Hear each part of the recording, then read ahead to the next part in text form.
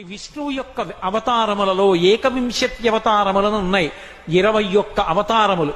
వాటిని స్మరిస్తే చాలు, వాటిని ఒక్కసారి జ్ఞాపకానికి తెచ్చుకుంటే చాలు. ఏనండి, మొట్టమొదట ఆదినారాయణుడు సనకసనందనాదులు, దాని తర్వాత వచ్చినటువంటిది యజ్ఞవరాహావతారం, యజ్ఞవరాహావతారం తర్వాత నారదుడు, నారదుడి తర్వాత నరనారాయణుడు, నరనారాయణుల తర్వాత వచ్చినటువంటిది కపిలావతారం, కపిలావతారం తర్వాత దత్తాత్రేయావతారం, దత్తాత్రేయావతారం తర్వాత యజ్ఞావతారం, యజ్ఞుని యొక్క అవతారం తర్వాత వృషభావతారం, వృషభావతారం తర్వాత వచ్చింది పృథుమహారాజు గారి అవతారం, పృథుమహారాజు గారి అవతారం తర్వాత వచ్చినటువంటి అవతారం మత్స్యావతారం, తర్వాత కూర్మావతారం, తర్వాత ధన్వంతరి, తర్వాత మోహిని, తర్వాత నరసింహుడు, తర్వాత వామనమూర్తి, తర్వాత పరశురాముడు, తర్వాత రాముడు, తర్వాత రామచంద్రమూర్తి, తర్వాత బలరాముడు, బలరాముడి తర్వాత కృష్ణ భగవానుడు, కృష్ణ భగవానుడి తర్వాత ఏకకాలంలో 2 అవతారాలు ఉంటూ ఉండొచ్చు వీటిల్లో.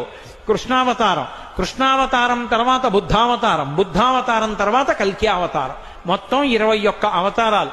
రాసుకుంటున్న వాళ్ళ సౌలభ్యం కోసం మళ్ళీ ఇంకోసారి చెప్పాను, 21 అవతారాలు. ఈ 21 అవతారాలలో గమ్మత్తు ఏమిటంటే, ఒక అవతారం ఉండగా ఇంకో అవతారం వస్తూ ఉంటుంది. పరశురామావతారం, రామావతారం ఏకకాలంలో నడిచాయి. బలరామావతారం, కృష్ణావతారం